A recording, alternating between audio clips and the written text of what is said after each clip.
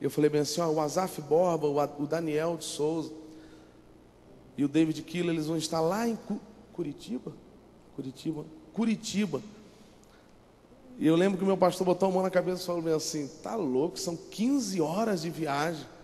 Eu falei, não, mas vai ser muito bom. E o Charles sempre falava para mim, cara, você tem um dom de convencer as pessoas. Eu falava, mas vai ser bom demais, cara. Você imagina 3 caras juntos, um já é bom, você imagina 3 caras juntos. E nessa época eu já estava melhorando um pouquinho de vida. E eu lembro que eu comprei uma jaqueta, porque lá também é muito frio. E era uma jaqueta bonita. E quando chegou lá, eu estava melhor um pouquinho, mas eu não tinha grana. Era tudo muito contado. E quando eu cheguei lá, estava levantando a oferta. E aquilo me deu uma tristeza no coração. Eu falei assim, eu não tenho o que dar. Eu não tenho o que dar. Eu não tenho dinheiro. E aí eu olhei para minha jaqueta, falei assim, bom, o que eu tenho é essa jaqueta. Eu não posso sair daqui sem dar nada. E eu apanhei a jaqueta e fui lá na frente e dei minha jaqueta. Eu lembro nesse lá de Petrópolis, que a gente estava lá, eu tinha R$50 para ficar 4, 5 dias. E no outro bolso eu tinha alguns trocados, algumas moedas e alguns dinheiros de bêbado amassado, que era troco. E aí essa coisa da oferta, e pedindo, aí eu falei, mas como é que eu vou dar para Deus o que está amassado? Eu tenho que dar o melhor. E ficava assim, dou esse, eu dou esse, dou esse, dou esse. E eu lembro que eu peguei aquela nota de R$50, que era uma raridade dentro do meu bolso. Aquilo era uma coisa assim bem rara. A gente pegava e ficava olhando bem para ela. E eu lembro que eu peguei aquilo, entrei na fila e falei bem assim, e eu fui repetindo isso para Deus.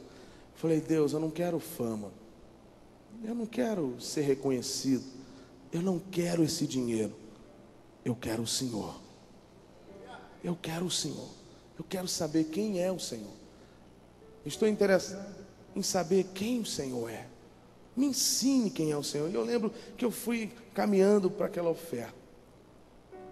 Sabe, eu estou falando isso porque eu sempre procuro dar o meu melhor para Deus. Tantas vezes a gente não consegue. E peço perdão ao Senhor. Sempre procuro dar o melhor para Deus. Estou aqui essa manhã tentando dar o melhor para Deus. Eu quero desafiar a você a isso. Dá o seu melhor para Deus.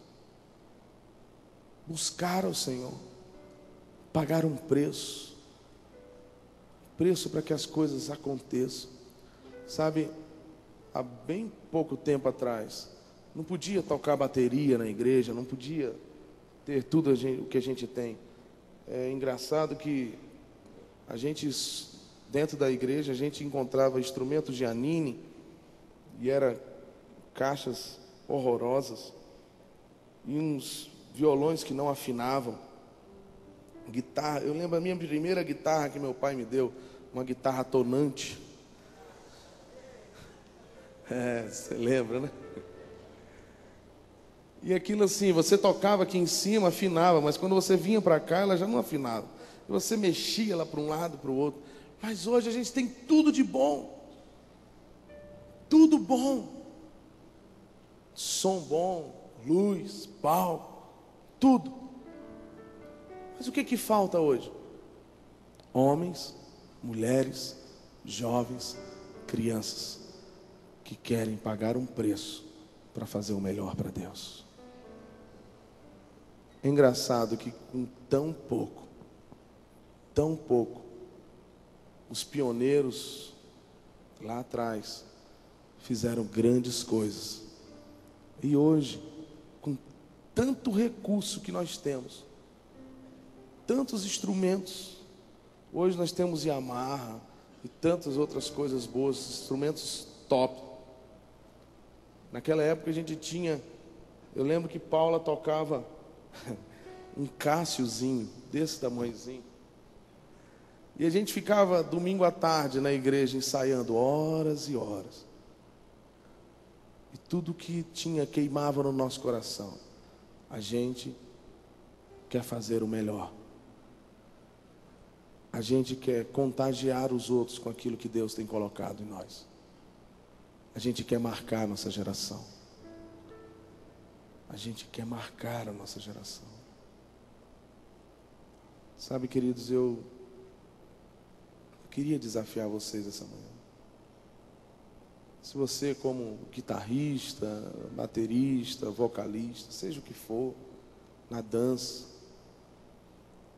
se você tem sido negligente, tanto com a sua vida em Deus, como a sua vida naquilo que Deus te deu, como talento, como dom, se você tem sido negligente nisso, eu quero te dar a oportunidade de você se arrepender.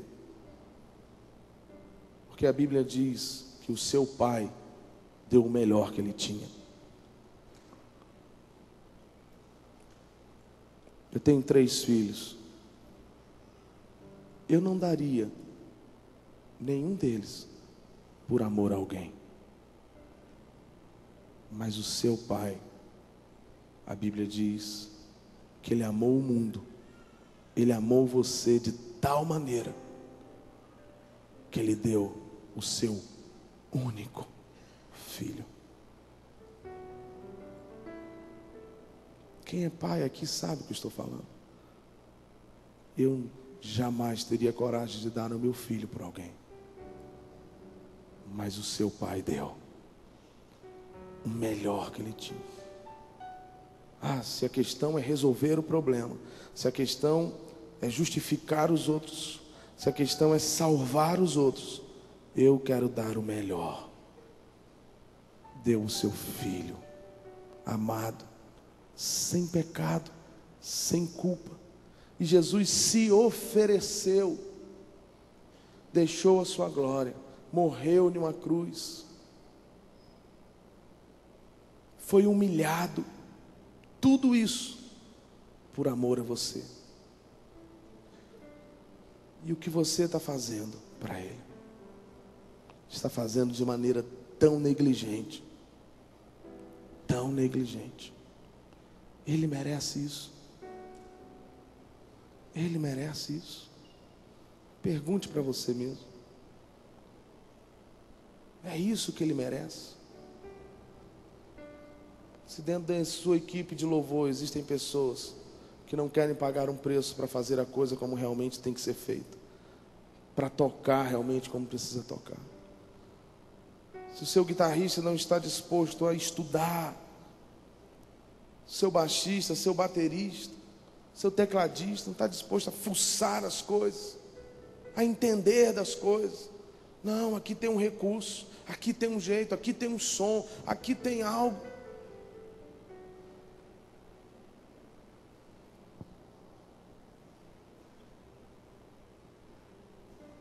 Eu queria que você deixasse toda essa negligência de lado. Que você contagiasse outras pessoas a dar o melhor para Deus. O melhor para Deus. O melhor que a gente faz não é para o homem. O nosso compromisso é com o Senhor. A gente gravou algumas semanas atrás o nosso CD novo. Eu não estou muito interessado em saber o que fulano e beltrano acham acerca do meu CD. Quero saber se eles gostaram ou não gostaram. Quero saber que esse CD eu recebi do Senhor e fiz o melhor para Ele. Não importa o que as pessoas vão achar. Eu estou falando isso porque nós somos tão carentes de elogios e a gente tem que parar com isso. A gente tem que parar de ficar esperando que o nosso líder dê um tapinha nas costas e diga: foi tão bom. Quem tem o aplauso do Senhor não necessita de aplauso de ninguém. E pronto.